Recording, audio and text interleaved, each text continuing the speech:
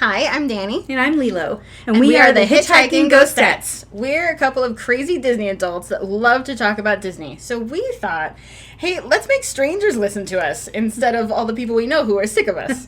It was either a podcast or an OnlyFans page of Dani's feet at the Disney parks. So, you're welcome, guys. We're going to share our likes, our dislikes, our experiences, and travel tips with you. And for those of you who are ready to grab some Mickey ears and create your own magical Disney experiences, message us or leave a comment so we can help book your next vacation.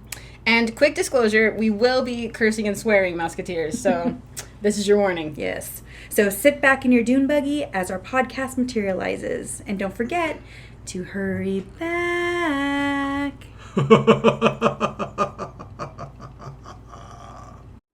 Hey, Disney adults. Hello, hello. We're back. We are back. It's been a while again. I feel like we had to say that last time. I know. And then, we totally promised you guys that we're going to get back on a consistent schedule. And we really are. And both our lives fell into chaos.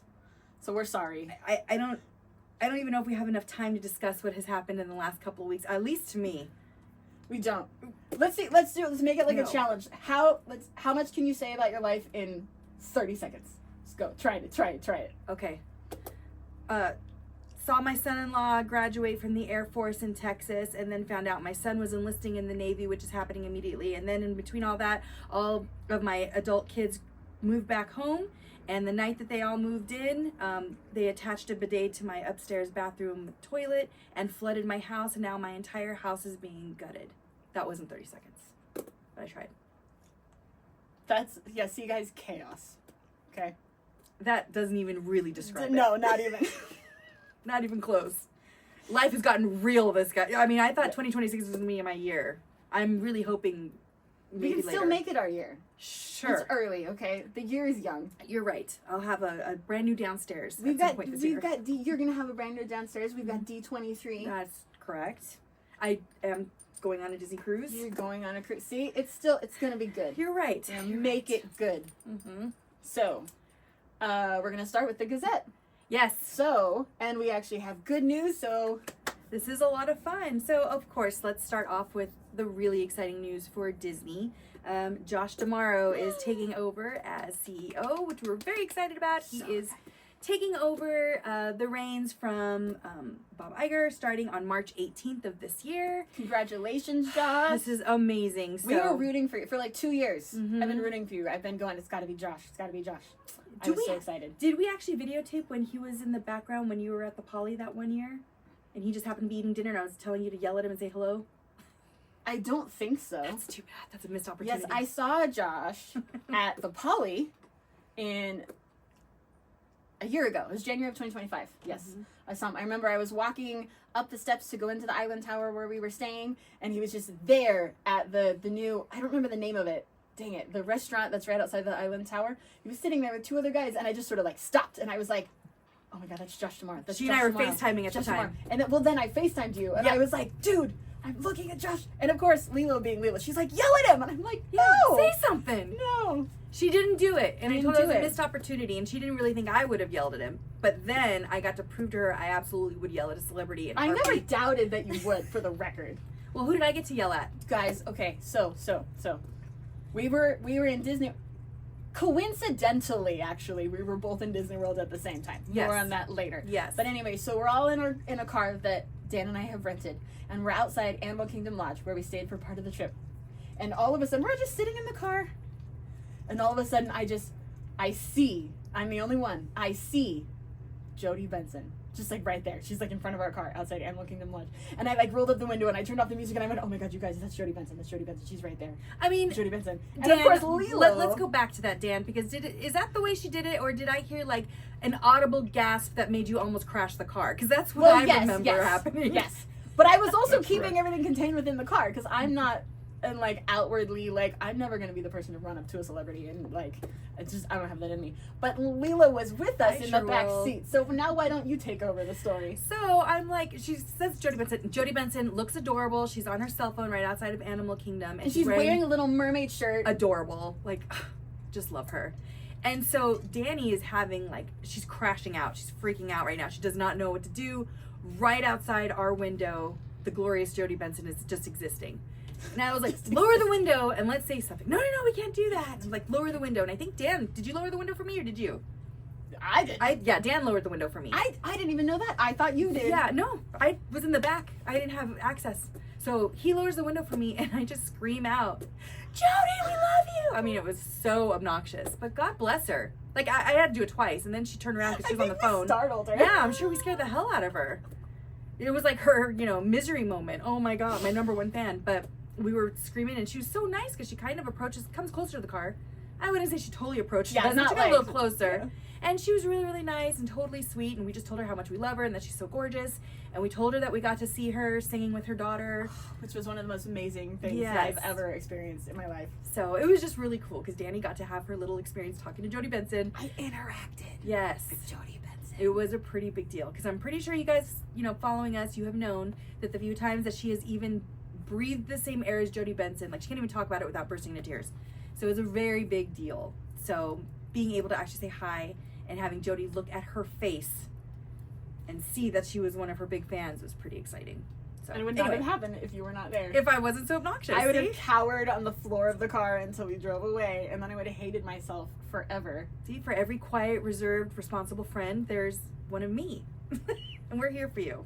It was a weird trip that way because also when we were at the airport, we ran into Neville Longbottom. Mm-hmm. I don't know the actor's name. I'm sorry. But anyway, Neville Longbottom. We were just at the airport, just at our gate. And we walk up and this guy, he turns around and he's like, oh, sorry, I'm not in line. And he walks, to get out of the way and move somewhere else. And I'm like, oh my God, that's Neville Longbottom. And Dan kind of didn't believe me. And so we were having this whole debate as we're getting on the plane and everything. And I'm looking up. Turns out he is married to an American, lives in Florida, and frequently visits Orlando for, cons and stuff like that.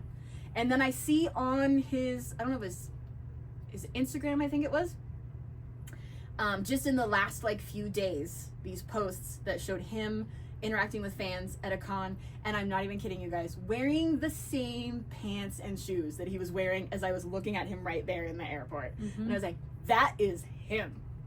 Matthew Lewis, that's his name. Matthew Lewis. Yes. There we go. Matthew Lewis. Yes. So anyway, it was kind of a weird trip that way. Yeah. It was pretty cool, actually. We got to do a lot of stuff that we don't normally get to do, probably because we all got massively sick. Oh my gosh, we need to, we're talking about Josh. Okay, Josh tomorrow. New CEO, yay. Squirrel. Sorry. Also taking over very quickly, quicker than anticipated. Yeah, but I mean, I feel like if you look at Josh tomorrow's history, he has done that quite a bit because he was really jumping around there for a little bit, but he's worked for Walt Disney Company for 27 years. And I think he was he was president of Walt Disney World Resort for 8 months or 6 months. He's had his hands in everywhere. Everywhere. Yeah. I mean, I think he was in 2020, that's when he was doing Disney Experiences.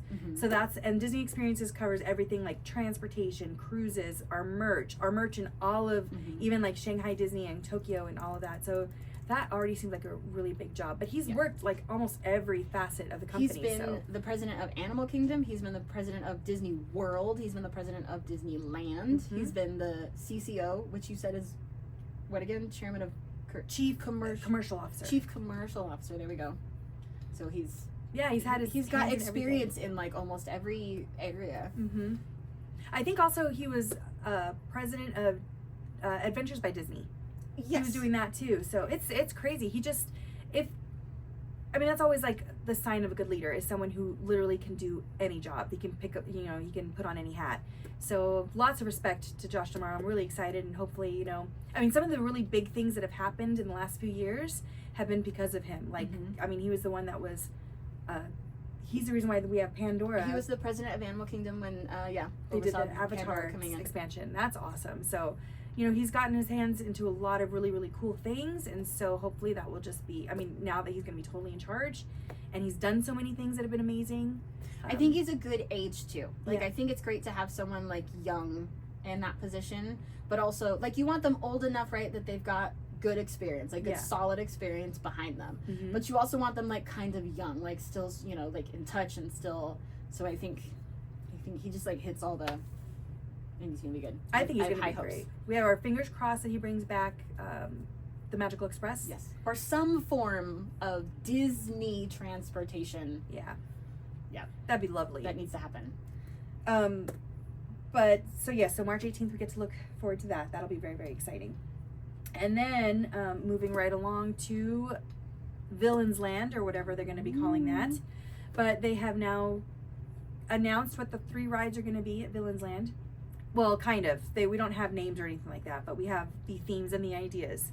So originally when we were talking, we were saying that they had let us know that there was going to be a Maleficent coaster.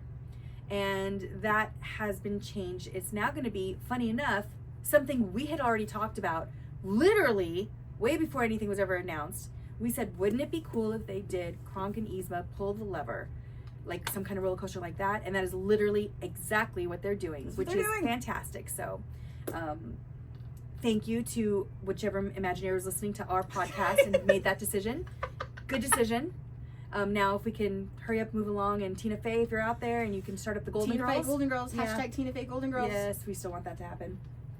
But we've got the pull the lever roller coaster. They're saying it's going to be something kind of similar to like Slinky Dog Dash, meaning that it should be family friendly. So hopefully not as short. I'd really like something a little bit longer, but hopefully not as quick. That should be a lot of fun.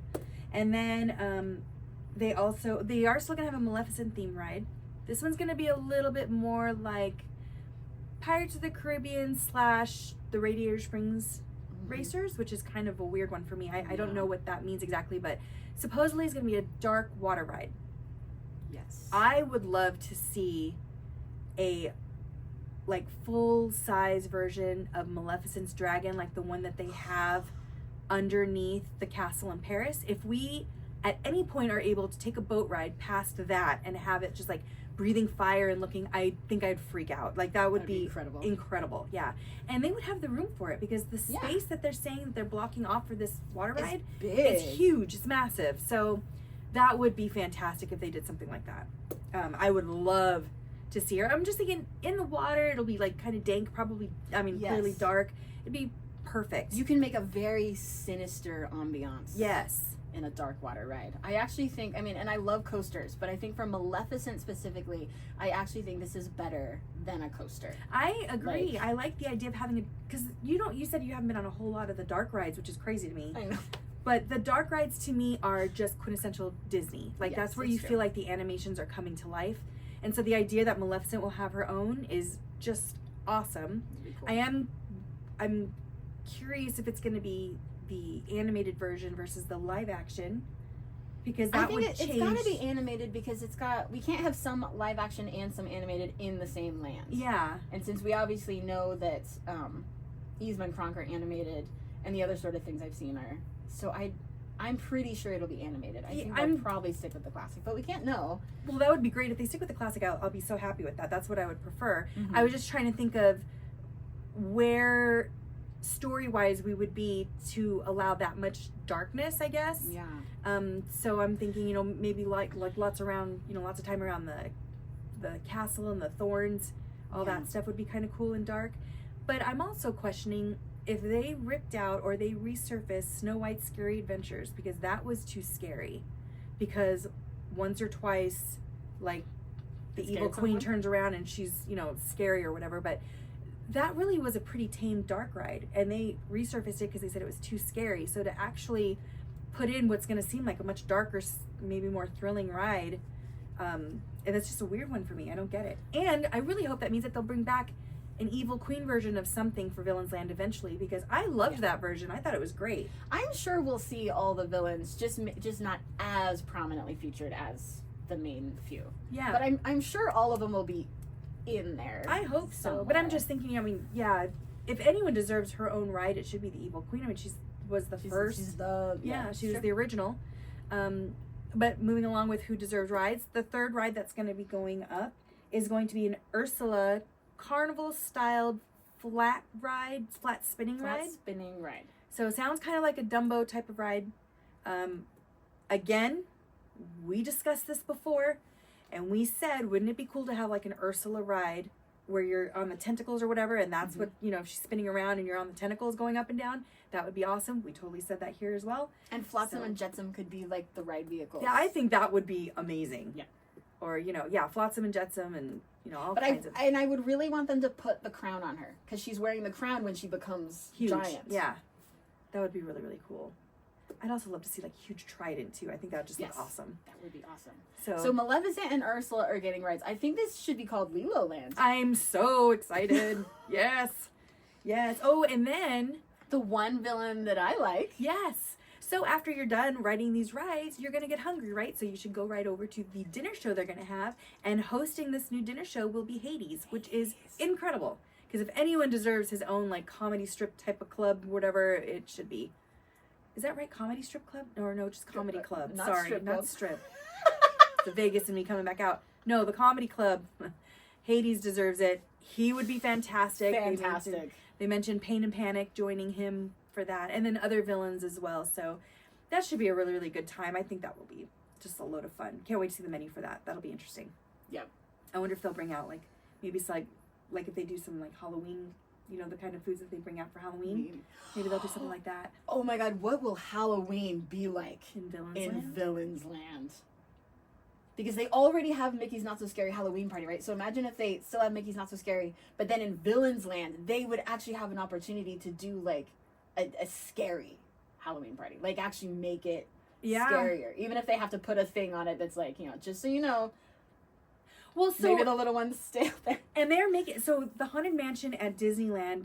Wait, hold on. Villains World is going to Magic Kingdom. Going to Magic Kingdom at Disney World. Yeah.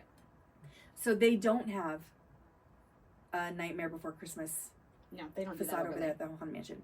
So I'm wondering if they'll do something like that, like I don't know. Villains Land, but then do it up with Nightmare Before Christmas. They could probably make it kind of like Halloween Town. Mm-hmm. Because the aesthetic of Halloween Town, I feel like could easily go into, at least from the concept art we've seen, Yeah. could easily go in. You could add the really scary jack-o'-lanterns around, and you could have, That would be super cool. That would be cool. Why do we have a podcast? We should be working for Disney directly. Freak- Guys, we got these ideas. You're clearly using our ideas anyway.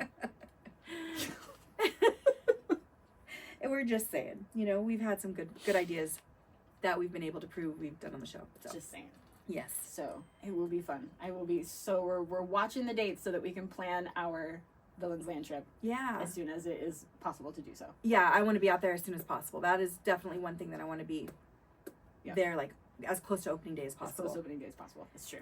I'm not big on like opening days for a lot of things, but Definitely given not. all Given of this, we're gonna do it more at one point or another anyway. So yeah, coming off of our epic epic, guys. failure trips. Yes. Oh, it's my turn to talk. yes. But we do want to do a quick. So we want to let you guys know we are, of course, we will be doing D23 again this year, which is absolutely unmissable, as Lilo now knows. Mm-hmm. It is amazing. So we are watching for all of the news, and we'll let you guys know if we're not doing an episode. Maybe it might be something we let you know, like on our Insta or something like that. But as of right now, tickets go on sale spring. There is nothing more specific than spring. But the second that we know, we will let you know, and we will of course be getting ours. So we will be watching D23 news, and just if there is something to report, we want to kind of mention it almost every time, so that you guys can be knowing what's going on with D23. Yes. It is important. It is admissible. Yeah. I'm very excited. I'm kind start of working hoping on your costumes. Costumes, yes. If you haven't already. And I'm kind of excited because I'm really hoping that they talk about the new Avengers Doomsday movie coming out. I'm sure they will. I will freak out. Dude, Robert Downey Jr. might even be there. I mean, my heart You just don't skipped know. a beat. Oh my gosh, that would be amazing. You never know who's going to show up. That would be great. So fingers D23 ticket spring. We'll tell you when we know more. Yes. We want to talk about Moonlight really quick before I talk about Epic. Yes. Okay, so we did our first Moonlight Magic night. Mm-hmm. This is a DVC perk, and this is one of the coolest DVC perks. It's literally a free evening into a park. The one we went to was at Animal Kingdom. So the way it works is you have to sign up for it, and you got to be on it. Mm-hmm. You have to be DVC, and you do have to have a DVC reservation booked. Yes. But yeah, we literally just got to go to Animal Kingdom completely for free. Mm-hmm. Unfortunately, we were both other places that day, so by the time we got there, we really only had about an hour and a half. I've never. So we ran all the way from Pandora over to Expedition Everest. Like, that's the fastest I've moved in a long time. And in between, I had to collect all my ice creams, because that's another thing at Moonlight Yes. Magic, they give away free snacks, and that is amazing. Pop, water, popcorn, ice cream, like novelty type snacks. Yes. But they will give you as much as you want. I Like you can know. fill up a shopping bag. They were so nice to us. It was great. It was great. But it's a really cool event. I like it in Animal Kingdom because I like how dark it is. Because in Animal Kingdom, because of the animals, they don't really light up the park after dark. Animal Kingdom is all natural light or natural darkness.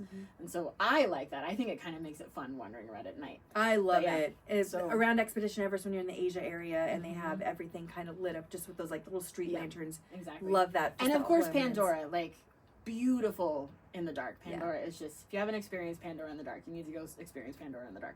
So yeah, so we went on Flight of Passage, which of was my course. son's first time on it, and he loved it. We're figuring out that the 4D thing is his thing. Yes. Like yeah. things can get a lot more wild, and he'll be okay if if he knows he's not actually Doing it. moving too much. Because coasters, I don't know, he's not loving the coasters. But 4D, he's really digging. So went on Flight of Passage, which was super fun, and then you and I went on Everest while they went on. I think they went on the river journey. Didn't you go on the river journey, or you did something while we were at Everest? Yeah. So, but yeah. So next time there's a Moonlight Magic, we definitely want to get there when it starts and be able to enjoy the whole evening, because you can get it in as early as 4, Which is crazy. Just a free night starting at 4 p.m. It's true. The actual event doesn't start till 6, but you can get in at 4. Yes. And then that's when they start kicking other Yeah, people kicking out. everyone else out. So it's just DVC members, and it is awesome because you It's could so just fun. everything's a walk on. Yeah. Fantastic. So it was really fun. Yeah. Next time we need to do it better. Yes. Well, hey, I mean, it was still fun for Yes. a last minute little freebie, because this was actually your Universal trip. So I'll let you take over from here, but I just crashed their Moonlight Magic night. All right, so crazy Universal trip, you guys. Okay, so this was primarily a Universal trip, but we stayed in Disney because we were using our points. So we had to. So I ended up having major surgery back in November, which ate up a lot of our budget. So we ended up trying to like piecemeal this trip together, because it used to be a bigger one and it included a cruise, which sucked to cancel. But anyway, so we stayed at Disney so that we could use our points, but nowhere had availability for our whole stay. So you guys, we were in 5 different Disney rooms Over the course of how many days? like 8, 7, or not enough for that many room switches. It was nuts. It was. We were nowhere for more than 2 nights. Was there a 3 in there? No, like 2 nights was the most we were ever in one place. Thank Gaia Disney handles luggage for you. Otherwise, I don't know how it could possibly have happened. Hats off to Disney for that. So, and by just a weird coincidence, Lilo was out there at the same time with another family that she was traveling with. So anyway, but we primarily went to go to Universal because my son has just full force just dove right into the Harry Potter fandom, which is wonderful. And so, and we'd finished book 4, so he hasn't actually gone through everything. He finished book 4, but there's not, I feel like once you're there at least isn't anything visual in Universal that's going to be a spoiler. Other than Weasley's Wizard Wheezes, but like, doesn't ruin anything for him to know that eventually the Weasley twins open a store. Right. So anyway, so we started at Epic, which we all know how I feel about Epic, so it was kind of cool for them to get their yeah. And my hopes are high, guys. I was like, maybe they're gonna just, guys, it extend some was so bad, and my hopes were low. Okay, like Lilo had helped set expectations. We've also read the news. Obviously, it's our job. We're dialed into what's going on down there, and so I didn't even really have high hopes. The only thing epic about this place is what an epic failure it is, which I think, by the way, started the second they named it Epic. That was so dumb in the first place. Like, just do your thing and let the opinions decide whether or not it's epic. Don't name anyway.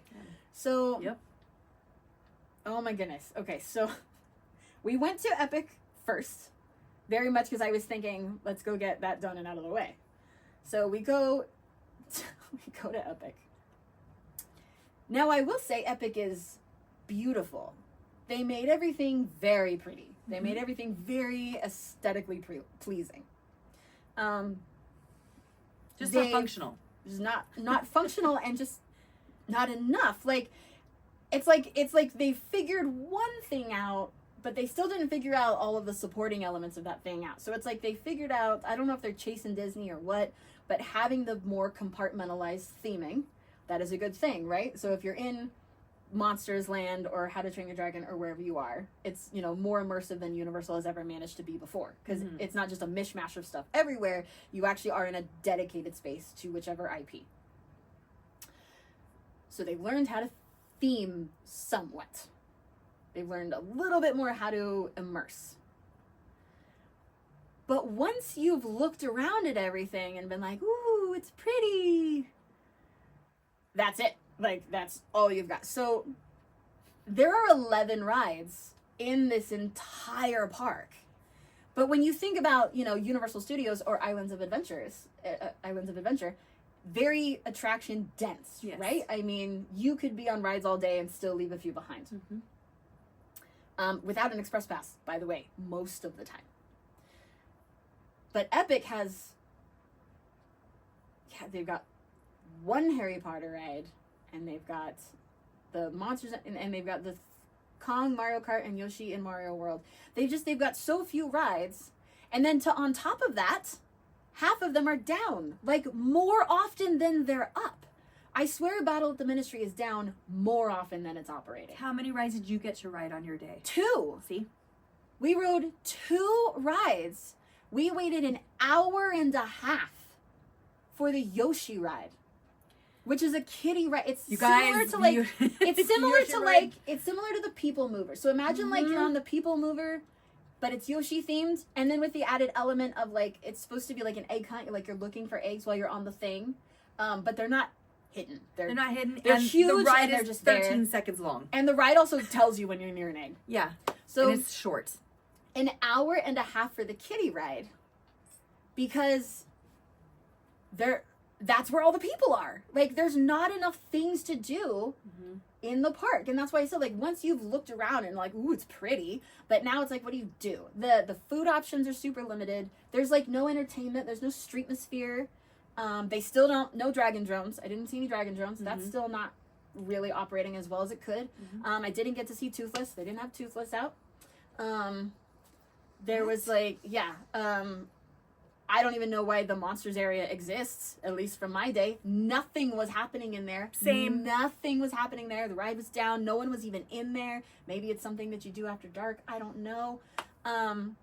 We spent probably more time in How to Train Your Dragon Land than anywhere else. Again, aesthetically, beautiful. You know, they are really trying to make you feel like you're on the Isle of Berk, which is cool. And that was where we went on our second of 2 rides. By the way, they need to flip those names, right? You have racers and you have wing gliders. Why isn't the fast one called racer? But anyway. Yeah. So we waited almost 2 hours to go on that ride. And when we get to the front of the line, I mean, we went on the ride and it turned out fine. But we had like 10 to 15 minutes where we thought, oh my God, we just stood in this line for 2 hours and we're not going to get to go on the ride. Because we get up there and clearly there's a problem. You know when you can tell the bustle of the employees and you know something's going on. And they figure out that for like a whole, I don't know what you quite call it, right? Because you have like the whole roller coaster. Do you still say they've got like the semi-separate pieces that are in like the train? So whatever you call like one of the sections. So like one cart? Yeah. Yeah. The seatbelt things, they couldn't get them open. So there was like this whole thing about the people who were already in the ride getting them out. And so they had to go back into this storage area and they brought out this weird device that I kind of thought looked like a car battery almost. So they bring it out and they set it next to it and they had to like open a little compartment and hook it up to the coaster to get the lap belt to come up so that the people could get out of the ride. And so now we're standing there while they're like testing it and trying to figure it out. And finally they realize that the safety thing on this particular section is just not working. So now this whole section of the coasters can't be used.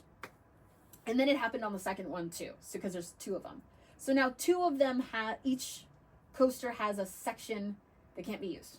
So we still got to go on the ride because the rest of it's working. The ride stalled at a certain point. What? We sat around just looking at rock scenery for I don't know how long, I didn't time it, but a while. It finally starts going again. And that's pretty much our epic day, guys. Like, and we're looking at, I mean, the rides that were open, which again was probably half of them, which again is only 11 in the first place. 185 minutes on everything. On everything. Like, even rides you don't even, like, we're not even talking about the epic heavy hitting rides. Right. We're talking about you don't Yoshi. want to go on because people are dying, so. Yeah, no, yeah, Stardust Racers was just down, which it should be, by the way, but that was completely down. And then even while we were there, I think we saw either gliders or racers go down. Battle of the Ministry did actually stay up this day. It went down for like an hour, but it was mostly up. We didn't go on that one because definite spoilers. Also, I'm not waiting for 185 minutes. I'm a lightning lane Disney person. I don't wait in line like that, guys. Yep. That's a whole other thing we need to talk about. It's a whole other thing we need to talk about. So yeah, like it sucks. I'm sorry. It's a terrible, and by the way, it's bullshit that it costs the same. Why does it cost so much money to get into a park that has a fraction of the things of the other parks? Yep. A very small fraction. It is crazy sauce that you totally pay get that. Full price to get into this park. And then I will also say, so when people ask, do you need an express pass to go to Universal? And I'll say, like, I never say yes, I never say no. It depends on different factors. It depends on, like, how many are in your party, what are the specific things you want to do, biggest thing of all, when are you going, right? So maybe yes, maybe no. But honestly, I've done Universal a few times without an express pass, and I actually did a lot. It still was a great day. You cannot do Epic without an express pass. You absolutely can't. I did it without an express pass, and I went on 2 rides that I waited for a total of 3.5 hours. I spent 3.5 hours in for 2 lines to do 2 rides, ate an ice cream cone, and left. Like, I mean, it's 11 rides for all these people. And like you said, I mean, absolutely. If you're only going to have 11 rides, then there should be a hell of a lot of street performances. Something else to keep everybody entertained. Like, you guys had a micro idea of this in Super Nintendo World. Right. You guys have the key or the mini games. Yeah, the mini games. So that's a great idea. So in a situation like this, like the World of Harry Potter, they should have done a lot more than just a couple of extra spells. I would have so much more. Huge it was so area and it's beautiful. Yeah, it was beautiful, but it's just to look at architecture. Like there's nothing going on in that entire area. No. So if they had really like thought of some really cool stuff to do there, I mean, you definitely had the space for it. I feel like that's the thing. It's not like you can say, oh, they don't have a lot of space. They had space. Yeah, they had plenty of space. Where they didn't have space, which was funny enough, which I was the most excited about originally, but they didn't have enough space in the Monsters Land, like Monsters Unleashed Land or the Dark Universe. I would have done a lot more. I mean, you have literally with Dracula and Frankenstein both just coming out this year. They're coming out with The Mummy again in a couple years. Mummy 4! Yes, Mummy 4 is coming out. Like, this is your time to really take this IP of yours, which is a huge IP. Why was this not the biggest land? Why? And then, if anyone should have mini games or something like that going on, it's these guys, you know? Yeah. You've got The Mummy, which you can turn into doing something, you know, looking for different artifacts, kind of like the Pirates thing that they do at Adventureland. Do something like that, but do it, you know, artifacts themed for The Mummy. You know, there's just different things that you could do to keep people busy. So the fact that you've only got 11 crappy rides that are not even working, you don't think about it as much because you're still staying busy doing other stuff. Yeah. But like Yoshi's ride, that was, for me, that frustrated me because I said, you know, if you're gonna do such a lackluster ride for something like Yoshi, which is the whole reason why her son wanted to go. Big deal. That was like basically it was the only reason to go to Epic. It was like, we needed to get on this Yoshi ride. And so Yoshi, or Super Nintendo World is kind of set up where you're inside. It's like a big square. Mm-hmm. And I thought, well, at least make them go all the way around the square, but they just go around this little corner area and then it's done. So you're waiting that whole line. I mean, at least if it's going to be something like a lame people mover, at least give me something to look at. Yeah. So let me go around the whole world at least. And I just remember thinking, you've got to be kidding. That's it? Like, and we waited for a long time for that as well. Yeah. Not worth it. Also, oh my god, this half-ass shit. Listen to this. So we get in line for Yoshi. I will give a little bit of props to the line. It's very well themed. Mm-hmm. Like, I was walking around going, they poached some Disney Imagineers for sure. Universal people didn't do this. Yep.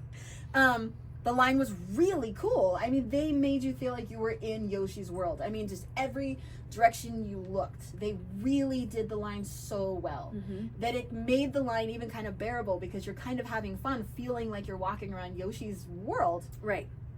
But apparently, if the line gets longer, there's you know how a lot of attractions will have like the extra space for when the line does get crazy? You know, because it always feels good to walk right by that space? Yes. Okay, well,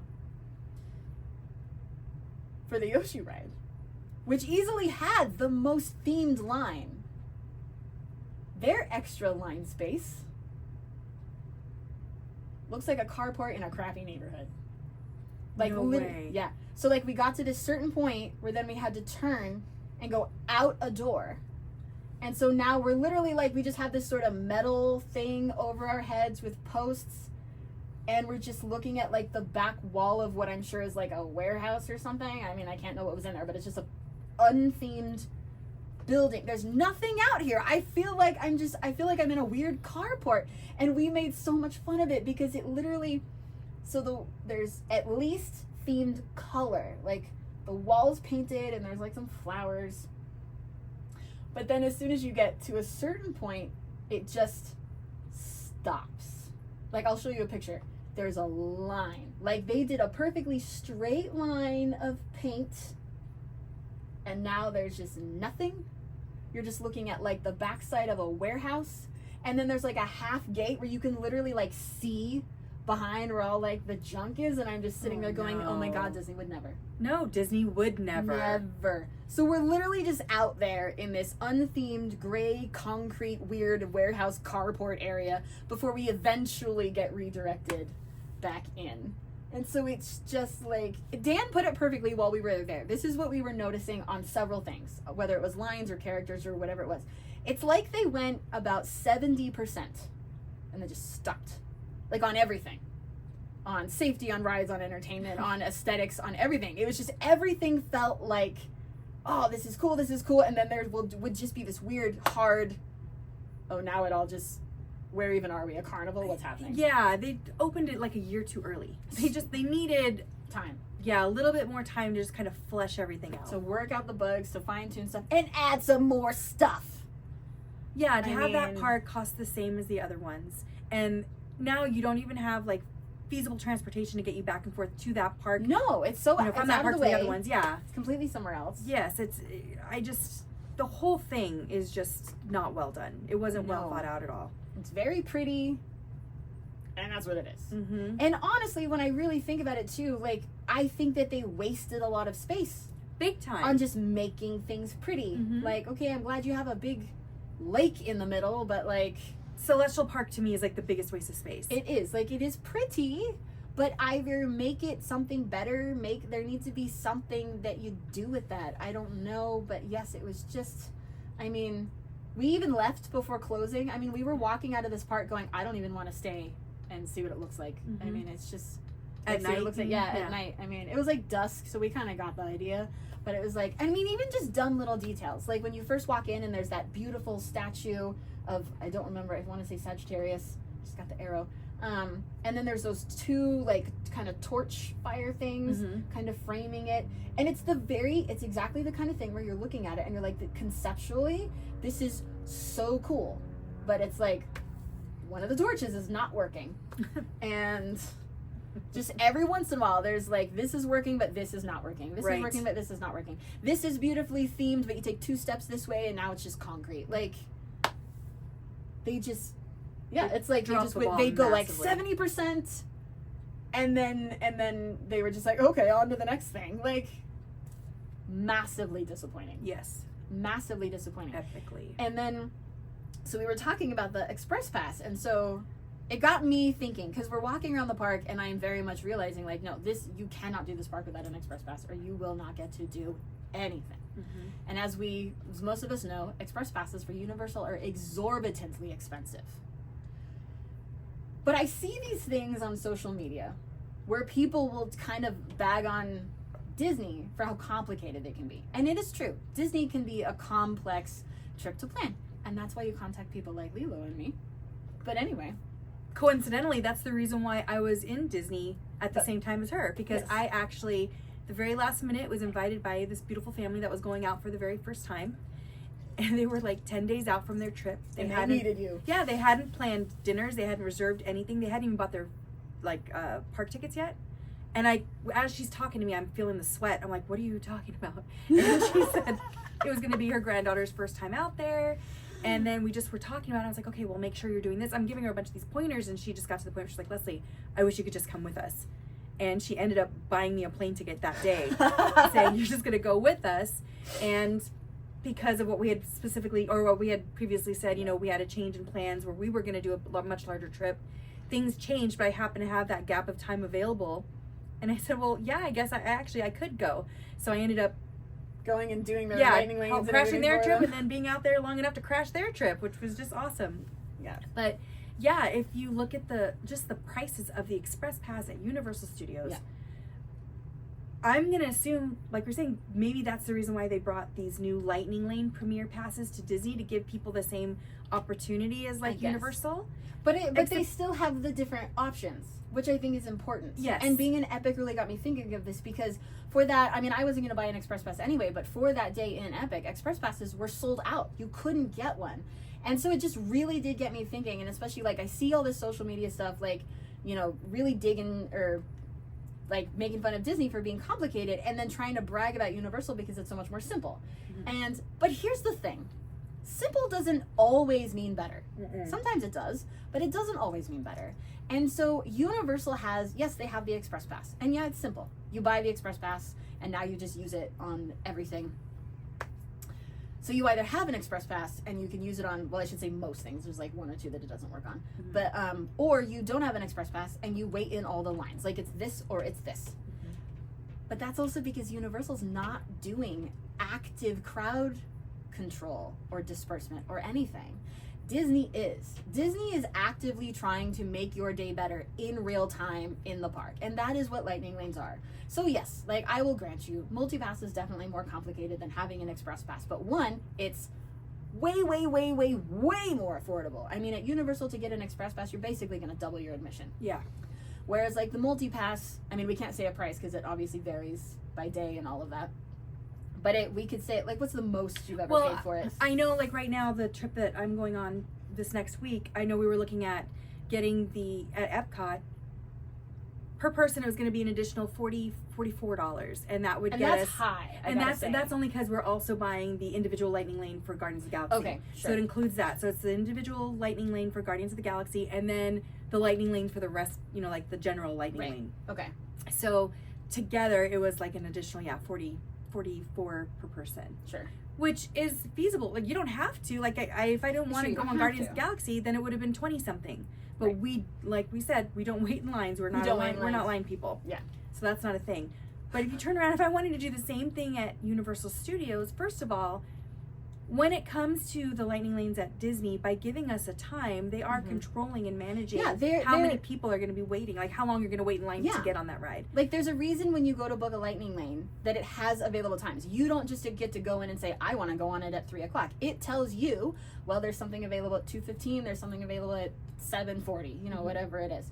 And that is because Disney is actively managing the crowd. It's trying to disperse people. It's trying to kind of spread things out. It's trying to, it kind of gently pushes and pulls people in different directions, but it's doing it to help everyone have a better day, to help, you not have to be in line for 2 hours, or for you to not end up necessarily in an area that's shoulder to shoulder unless you really want to be there. And so, because Disney is doing the multi-pass, where instead of just having something that allows you on any ride you want anytime, you do specific lightning lanes, you have that disbursement happening, and it also means that there's no such thing as multi-pass being sold out for a day. You can always go to Disney and get your multi-pass for that day. Now, yes, it is possible that a specific lightning lane could be sold out. That can happen. Like, you know, when Tiana's first opened, if you didn't get your lightning lane for Tiana's before like 9 a.m, you probably didn't go in at that day. But that's still one attraction. Right. Versus in Universal, it's all or nothing. It's all or nothing, and you're also managing everything yourself. But in Disney, yes, more complicated, but Disney has to handle a lot more people than Universal. And frankly, they're doing it a lot better. And so, like, if something were to happen, if a ride were to go down, Disney would do something. Yeah, you get compensated for the fact that you can't go on that ride. Yeah, so that you didn't just waste your lightning lane or your time in line. Exactly. And here, Universal Studios won't do a thing. No. Thing for you. You can spend 2 hours in line, and if that ride goes down when you're at the front, sorry. You buy an wasted express all your pass time. to a park that only has 11 rides, and you're still only able to go on 2. Too bad, so sad. You still don't get any of your money back. Yeah. I mean, I remember I went there before they even officially opened, so we were there during their soft opening that only certain people could get into. And even then, I was like, first of all, why am I still paying the same price as everybody else? Everything's closed. They're not even offering all their food options. Like, it was a half-closed park. It was insane. And the fact that they still not only charge that, but they also were trying to charge for express passes. I'm like, for what? And even the express passes are more expensive than the express passes for Universal Studios. Yes. These things should be half crazy. price. Yeah. The whole park should be half price because, it's just awful. So I definitely feel, you know, as much as people want to say that Disney's more complicated, it's more complicated for a better reason. Yeah, you do. I mean, there might be 1 or 2 rides where, they might have those 180-minute wait times during peak periods. But really, for every ride that's super crazy like that, you're going to be able to jump on another ride that you can get on pretty quickly. Yeah. And you still have all this other stuff to do. So much. Yeah, that's the other thing. Like I was saying, Universal, there's just nothing else to do. I mean, in Disney, like, if you're the kind of person that literally doesn't even want to go on a ride at all, which seems crazy to me, but let's just pretend. If you're someone that does, you can still have an incredibly fun and incredibly full day at Disney. Because they have so much for all different kinds of people, for different ages, for everything. I mean, the nighttime spectaculars are spectacular. The food is incredible. It's not just, you know, amusement park food. They have culinary artists that are making incredible food. I mean, Epcot especially has Food in the World Showcase, which is like known to be so authentic and so good. You've got Streetmosphere, you've got entertainment, you've got characters, you've got like museum types of places and galleries and, you know, things to do with your time. It's true. Like, even if you're into like really neat, you know, you can go to like the Hall of Presidents if you want to. You can go to like these different sort of exhibits. I mean, there's always something. I mean, every time you go to Disney, you're always going to leave with a list of things that you didn't get to do. Absolutely. Which is why we keep going back, right? Absolutely. I mean, I've been a Disney fan, well, my whole life. I'm going to be 50 this year. I love Disney. Been a million times. And yet it took this last trip with this family for me to finally go into the Country Bear Jamboree. Which I had actively been avoiding for darn near 50 years. And you know what? It wasn't terrible. I was like, wow, that was actually pretty enjoyable. I had a good time. I just thought, oh, that's just not something that would float my boat ever in any way, shape, or form. And it really wasn't bad. Same with the Hall of Presidents. That took a lot for me to go through that. That was painful. But I had a friend that was really, really into history and everything. So they really want to go Hall of Presidents. Okay. And yeah, it does. It takes some time. And it's just a different thing that you get to see. But yeah, as many times as I've been to Disney, there's still always something that I haven't done. The only thing I can say I haven't done at Epic Universe, besides all the rides, is go through your beautiful carport. I don't want to do any of that. Right. You know, like, I would never pay. I don't even know. I honestly don't know if I find it worth it to go back to try out Battle of the Ministry at Epic. It'll take a while for me to feel like it's worth the money for that one ride, because that's literally the only reason I'd be going back. I would have to give up on everything else. I feel like I sort of have this rule where, like, okay, I mean, I'm sure eventually we'll end up at Epic again, but one of the things that needs to happen is, because we love to watch our ride times, right? Because weird people like us watch ride times all the time. We don't need to be going to a park. We have to know. I need to know right now what the wait time is on Guardians. Anyway. Agreed. Because we can see those ride times live in the app, I want to see Epic have every single ride stay open for the whole day for a minimum of 2 weeks straight. I want to see everything stay up. Like, for one thing. Like, bare minimum, I need to know that your rides are Because again, if you're only going to have 11, like, I mean, wouldn't that at least have meant that if you only have 11 rides to focus on, that you could keep them operational, that you could keep them running? Like, not that many rides go down in Universal or in Islands. Most of, like, there'll be 1 or 2 down, sure, but you've got 40. So it's like, they still are managing to keep 98% of that park open and operational.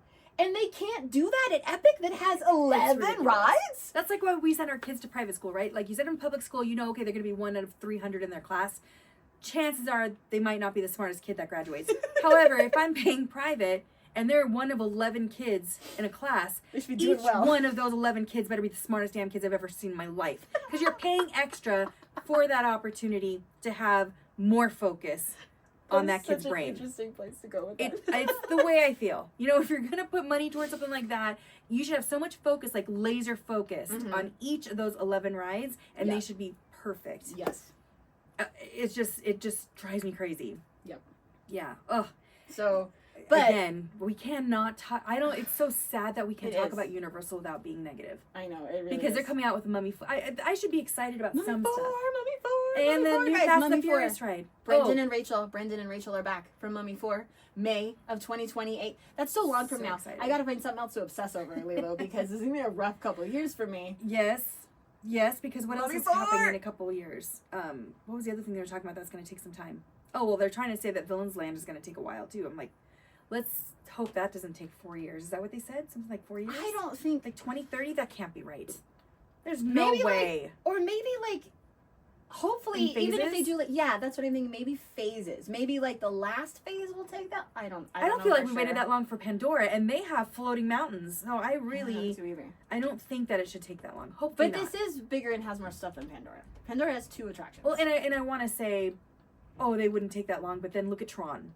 But hey, let's learn from Epic and say, Disney, take the time you need. Fine. Take your time. Do it. We'd rather wait and have an amazing experience as you always deliver. Yes. Than have it sooner and experience what we both experienced at Epic. And I will say, for Villains World or Halloween Town or whatever we're going to name this new place, please keep the original animation for the characters as part of the ride theming. Don't suddenly go with like the emoji cutesy, Ursula. No. Don't do anything like that. Weird. Because like we love Runaway Railway and all, but like the fact that you went with the Ren and Stimpy type animation now instead of our classic Mickey and Minnie, like that still bothers me.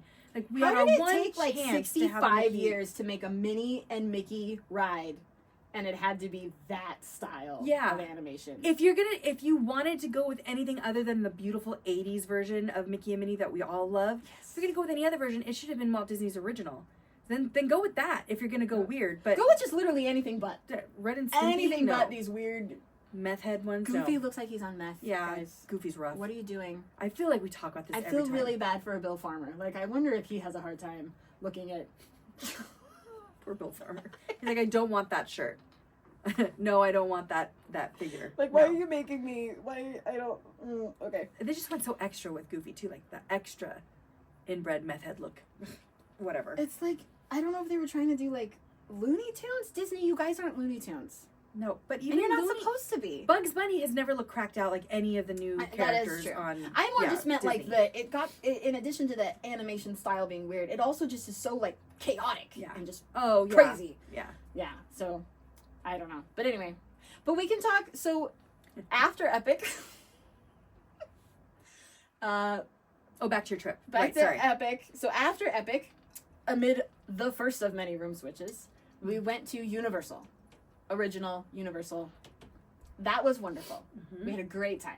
It obviously was mostly Harry Potter, of course, because we're us. But we did. We had an amazing time. All the employees we interacted with were awesome. Especially there was this lady in the Magical Menagerie. I wish I caught her name. She was so funny. She was so in character. She was great. He got his robes. He got them embroidered. So fun. Got his wand. He picked out a really cool wand and had his name put on it. And he was actually a few characters over. But the person there was also really awesome. He was like, I think I know someone that might be able to help. And he kind of disappeared for a minute. And he came back with this other lady. And she was looking at it. She was like, she was like, I think we might be able to make this work. And she was like, give us a backup just in case we can't do this. Is there like a different way we could do your name? So we gave her like a backup option.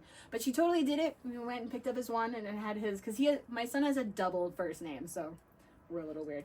But yeah, so they worked something and they got his whole name on there the way that he wanted it. So that was amazing. That's really sweet. Yes, it was we really did have like a magical wizarding experience for a day in Universal. It was wonderful. We got to do everything that we wanted to do. He loved the Hogwarts ride. He loved the Gringotts ride. He loved going on the Hogwarts Express, and we did it both ways. It is different. Yes, so it's different. I you should love always do going it twice. both ways. Yes. So yeah, going through the train station and everything, we had so much fun. He did the spells, which like I think in a lot of people's experience can be, they all worked. He was able to do all the spells like on a first or second try. Wow, that's great. Yes, it was so fun. It was so great. We ate at the Three Broomsticks, which again, I should stop being surprised. I don't know why I don't expect it to be good food, but it was really good. Is that where we got our mega meal? Yes. Okay. Yes. It was real. You know what it is? I think it's the combination of it being Universal, but also also it being British. Not exactly known for, the best food. Right. And so, but no, we very much enjoyed it. Connor Wallace actually had a little nap while we were in there. Really? Yes. I actually love the food in the Three Broomsticks. Yeah. But what did you go? We got that enormous meal. Yeah. For 4 people just because you wanted the broccoli, right? I needed broccoli. Yeah. Crazy. It was, yeah. And that was a trough of food. If you guys will remember, I was very sick and my body I generally eat pretty well when I'm home. So when I'm on vacation, sometimes I'll kind of forget that I still need to do that because it'll mess with me. And so like that's part of what was happening. My body was screaming at me to eat something nutritious of some real nutritional value. And so it was like they had broccoli.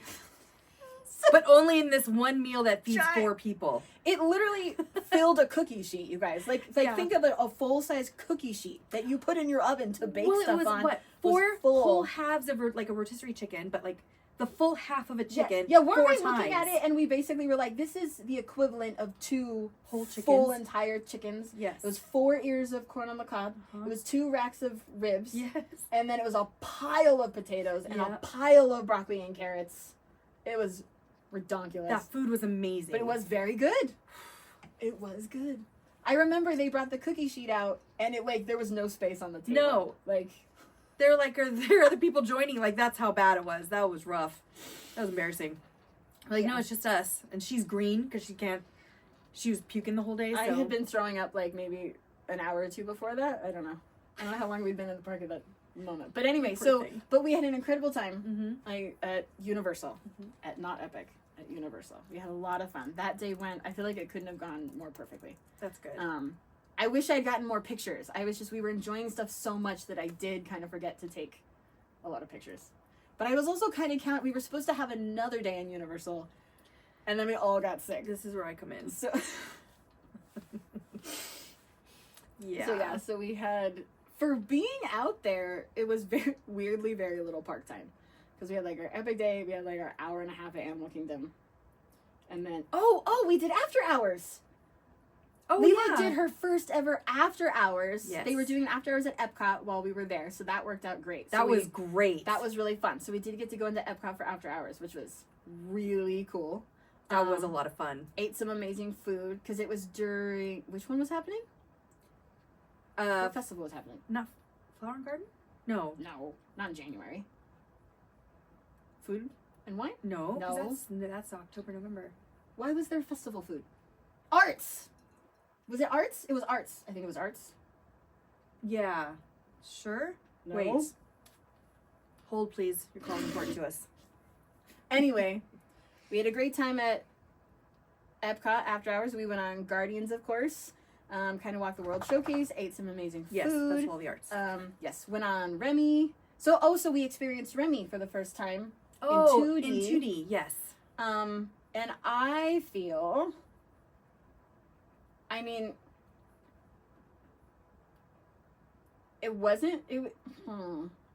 needs a little bit more fine tuning for me. I felt honestly, I do enjoy not having to wear the glasses. Yeah. I don't love having to wear the glasses. So I don't mind this change, but I think there's a few things that they need to go in and kind of touch up. Because wearing the glasses kind of disguises a lot or hides a lot. Yes. And so not having the glasses on, there were definitely things that I saw that I don't think I should be able to see. Yes. Not a ton. Like, it's not terrible. There's just some things that maybe they weren't realizing would show more. Like, for example, the part where you're in the freezer, and you know how you see, like, the rat eyes, like, blinking at you from behind stuff? I could totally see, like, the box. The, like, screen box. I see. Okay, so maybe make it a little darker or something? Make it darker or, I don't know, frame it different. I don't know. Put some dry ice in there, make us feel like we're in a freezer with some of the fog, and maybe that'll kind of camouflage it. Yeah. I really wish... Just little tiny things like that I think just need a little bit of a brush up. I would like them to put some more smells, like aromas stuff in there. I feel like now that we're not going to have the 3D... They could beef that up a bit, yeah. Yeah, I would love that because I want it... With that ride, or with the movie too, I almost felt like hungry, like I wanted to try some of this stuff. So I would love to smell like ratatouille, or love to smell like pastas with a strong tomato sauce. Like I want to get off the ride and feel almost hungry, like, well, where's some Italian food, you know? Yeah, I think that'd be a lot of fun. If I'm not going to have the 3D and you're going to take away one of the senses, I feel like you should beef up another sense, you know? I think that'd be fun. I agree.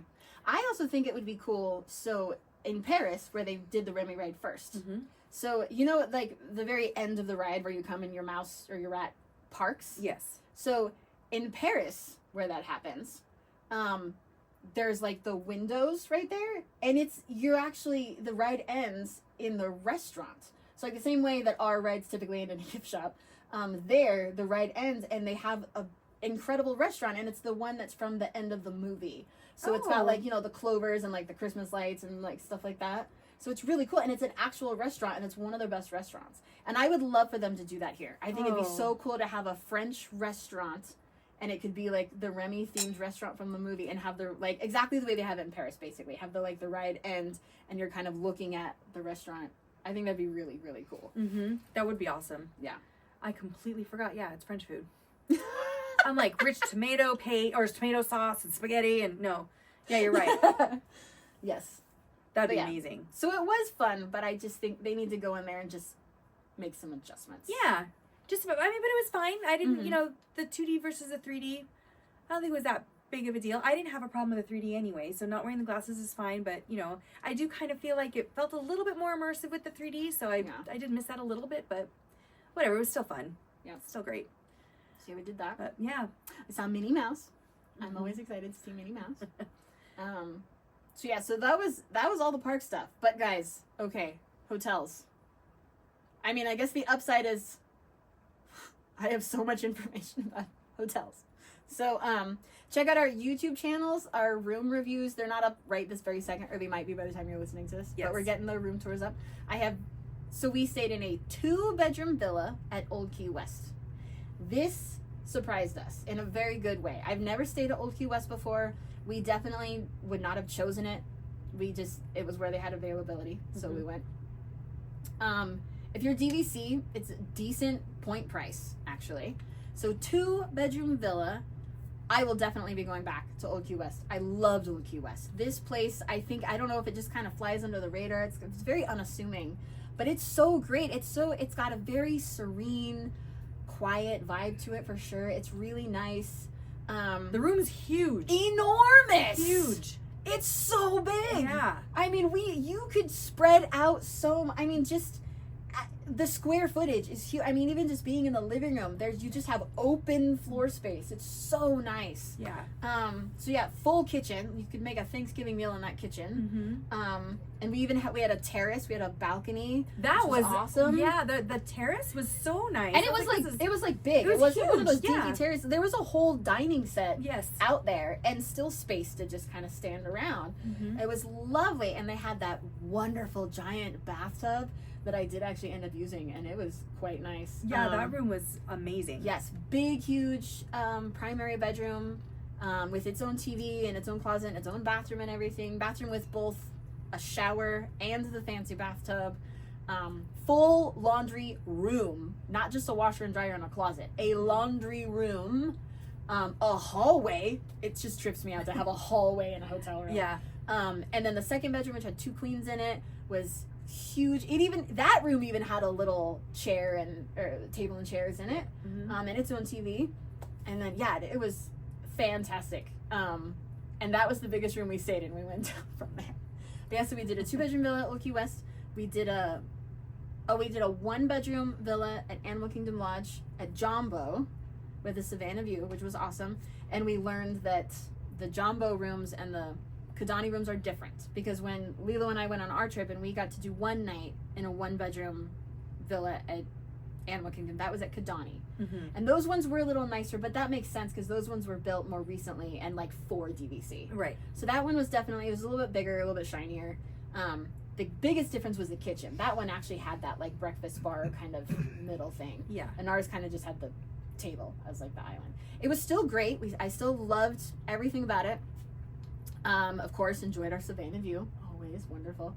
So we had the 1-bedroom villa with Savannah view. And then we had to go back to a standard room at Old Key West. That was painful. So this was also when Lilo joined us. So now we're adding a person and way downgrading the room. So we all crammed into this studio. I mean, as far as studios go, though, it was a pretty good size. There was a good amount of floor space. For sure, yeah. And it had a microwave and a fridge. Had like the sink area that was outside the bathroom in addition to like the sink that was inside the bathroom. So like it was still great. I'm just being mean because I had just gone from a bigger place. So it was weird. It was basically the 2nd bedroom of the villa. It was almost like just being locked into the 1 bedroom with the 2 beds, basically. Yeah. And then from there we went to a 1-bedroom villa again at Old Key West, which was wonderful. It was basically the 2-bedroom one, just without the 2nd bedroom. And then back to Animal Kingdom, where we were in a 1-bedroom villa, and we had a resort view this time. But for not having a Savannah view, we had a Savannah view. Yeah, that was crazy. Yeah, we were looking at, I don't know if it was like, we started to wonder, maybe it's almost like a quarantine area, maybe it's where they take an animal when it needs like special attention, or maybe it's where they put new, but it was like a smallish fenced off area, but it was still, grass and trees in Savannah, and there was maybe like 3 or 4 animals in there. There was like a couple of the antelope, I want to say. Yeah. And those I thought that birds. view was great. But yeah, like for not having a Savannah view, we had a Savannah view. Yeah, it was awesome. It was really cool. So I mean, yeah, book a resort view, take a chance. Maybe you still are looking at animals. If you're in a villa, because if you take a studio, chances are you're looking at a parking lot. Yeah. For sure. Yes. And so then this was where we'd all been feeling it a little bit, but this is definitely where we were now sick. We were sick. There was something, I actually read that there was something going around Disney at that time too. Oh, of course. Yeah, some kind of it was fun virus. January, just like the height of flu season. Mm-hmm. So we were definitely sick. So, and then this is when Lilo had to go home, and I was like sick. I couldn't do anything. So we actually ended up having to extend our stay just because I was incapable of doing anything. Now, we're out of points and we're out of money. So, I got to stay at the lovely All-Star Movies. So, no hate. No hate. No. Again, you always got to remember, we've just become snobs about hotel rooms. DVC is amazing. It really is. So, All-Star Movies it's a little bit, has like a motel vibe, definitely, because it's definitely the kind of thing where like your door opens directly outside to the parking lot. We were in the Herbie Love Bug section, which is kind of fun for Dan. He loves Herbie. So, but yeah, I will say, I got to give them serious credit. The food was really good. Like, I was a little bit worried about what food would be like at the value hotels. Yeah. We ate some really good food. Oh, good. So I got to shout out to All-Star Movies. Like, your food game is actually really good. I had this one breakfast bowl thing that had, like, avocado and a bunch of stuff in it. I had it, like, 3 times. It was so good. And Dan ate a burger called the Showstopper. Did it have an egg on it? One of the best burgers that I've ever had. It was so good. If you're at All-Star Movies, go try the Showstopper burger. It's so good. So, I mean, I gotta say, I was very surprised. We really enjoyed the food. Oh, good. The room, so inside the room at All-Star Movies, because all the theming is outside. There's a Herbie Love Bug section, there's a 101 Dalmatians section, and there's a Toy Story section. But that is only outside. You go into one of these rooms, there is a poster above the bed of the new animation style Mickey Mouse. That is it. There is not a trace of theming outside of that in this room. Oh. So it's a very small room. Very small. It's one actual bed, and then they have like the Murphy bed where like when it's up it has the table, like the little dining table. Yes. And then you bring it down and now it's a bed. Okay. Oh, and then above that bed there was a picture, so we'll say that. But yeah, very small. We've obviously acquired more stuff at this point. Very small bathroom. Was there like a kitchenette or anything like that? No. Oh no. Microwave? No. Was there a microwave? There was no microwave. There was a mini fridge, and it was like a mini fridge. Okay, gotcha. No freezer. So It definitely. was pretty much. It was like a mini fridge and a coffee maker. Okay. That's it. Definitely motel vibes. Yes. Okay. So still very. I mean, it was Disney. It's still nice. It was still very clean. It was still, all the cast members we interacted with were awesome. You're still within the bubble, so you get all the transportation. Yes, we're so still that's in the great. bubble. Because when we realized like we couldn't go anywhere, and I'm thinking, oh shit, we're gonna like literally end up at like a Motel 6 or something. So it was like we still got to be on Disney property. We still got to be in the bubble, and for a very affordable. So I will say, like, one of the great things about Disney World is that like budgetarily you do have a lot of options. Like in Disneyland you have 3 hotels and they're all expensive. And in Disney World you have like, I don't even know at this point whether they have 30 hotels or something, and they really do range. So I mean, if you don't want to spend a lot, you can still stay on Disney property. And I do think that that's great because there's All-Star, there's movies, sports, and music. And then there's also Pop Century, which is the one I know the least about. But I always get that one mixed up with the other ones anyway, the All-Stars. it's true. They're very similar. Yeah. So but now I can say, like, they are a really good option. You're there, you're on Disney property, you're still getting, great service, and as we now know, really good food. So, yeah. And really, unless you want resort time, Right. how long are you really in your room? You That really is true. aren't. Because we actually do resort stuff, so that also makes it more important to be somewhere with a little more stuff. Right. But yeah, if you literally are the kind of person that you're just sleeping and showering there, it's more than great. Yeah.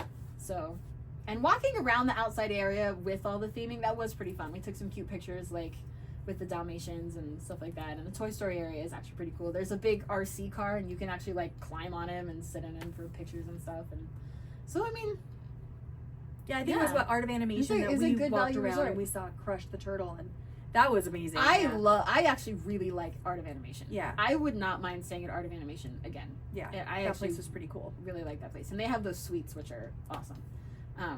But yeah, so it was, it really was, it's a good budget option. It really is, I'll say that. And I could not believe how much we enjoyed the food. Because my hopes were pretty low. Yeah. And so it was really surprising to... Well, I'm glad you really started good. off with Epic and got that out of the way. I'm glad, because that's good. But I'm pretty excited because we won't be able to do another podcast for a couple of weeks, but that's because I am actually going on another trip. I'm going back to Walt Disney World and going on a Disney cruise. We're going to take the Treasure and check that out and go to the US and British Virgin Islands and go check out Castaway Cay. Pretty excited about that. I know, very, very stoked about that. So I will definitely be coming back and showing you all the cool stuff we're getting because we're already pre-ordering some stuff on that cruise ship. I'll be bringing Dani back with the atrium statue. So we'll have that probably front and center next time we get together. I'm fine, guys. I'm totally not losing it over her going on a cruise without me. I'm fine. I know. I'm totally fine. I don't even know anyone would be asking. I'm gonna promise to try not to have as much fun. No. I know. I was like, well, the people I'm going with are pretty fun I too. love it. But I have to all do like a big group thing sometime. Yeah. But I am doing everything I can to make it so that Lilo can walk onto that ship and pretend that she's a super experienced expert. Yeah, she's giving me lots of tips, which I'm going to happily share with you. I know we've done like a cruise podcast before, but now I'm kind of excited with a little bit more, like I'm going to have some of that experience now. I'll be able to tell what definitely was a hit, what was a miss when I was on the cruise, or what I did wrong, because I know I'm going to do a lot of stuff wrong. So I'll be able to share that and hopefully help you guys get through it a lot easier. But that should be a lot of fun. And then also, you got to make sure to check out our YouTube because we are going to show some of the merch that we got on this last trip. that we were on. You know, clearly you guys can't see it now, but on our YouTube, you'll be able to see some of the stuff that we picked up. We had a lot of fun. We got a lot of cool stuff, despite the fact that we all got massively sick. So we still were able to grab some merch, of course, because it wouldn't be us if we didn't. And the webisode will cover more of, so I kind of had so we got home and remember I was sick. And like a week later, we turn around and leave again to go to Disneyland. Yes. And Hollywood. So, but I'm going to do more of that on the webisode because that's more visual. Because that's merchandise rich. Merch rich. Yes. But it was wonderful. So we also did the Warner Brothers tour again. I got to take Dan on the Warner Brothers Studios tour, which was incredible. We did the TCM tour this time. Yeah, you were saying that. It was really cool. Yeah, we'll have to. If you haven't done the Warner Brothers Studio tour, go do the Warner Brothers Studio. Don't do anything else in Hollywood, but do the Warner Brothers Studio tour. It's incredible. I have a client that I just booked. He's taking his daughter because she's graduating high school, so they're gonna celebrate and they're gonna go do Universal Studios Hollywood, but they are staying at the Universal Studios Hilton or at the Hilton. Oh, okay. They're right there on property. They're doing 2 days of VIP. I was like, 2 days of VIP. I was like, 1 day would probably be more than enough, but he's like, no, I want 2.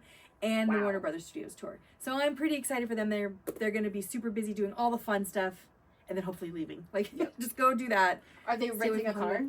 They're driving their own car actually from here, so they're going to have their own car with them. Yeah.